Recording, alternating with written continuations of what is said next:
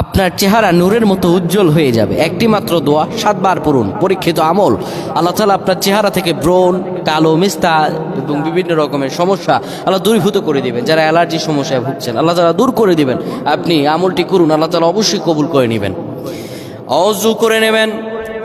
অজু করতে গিয়ে হাতের মধ্যে যখন পানি নেবেন, আপনি 2 হাতের মাঝখানে পানি নিয়ে পড়বেন আল্লাহু নূরুস সামাওয়াতি ওয়াল আরদ।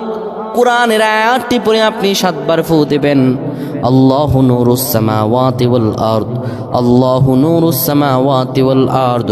এই বলে পানিটার মধ্যে 7 বার ফু দিয়ে চেহারার মধ্যে যখন লাগাবেন, আমার আল্লাহ রব্বুল আলামিন আপনার চেহারায় নূর দান করে দিবেন। সুবহানাল্লাহ। আল্লাহ তাআলা আমাদের কবুল করুক, আল্লাহুম্মা আমিন। এরপরে প্রশ্ন হলো, মৃত ব্যক্তিকে স্বপ্নে দেখা সম্পর্কে কিছু বলবেন। মৃত ব্যক্তিকে স্বপ্নে দেখলে কি করতে হয়? আমাদের অনেক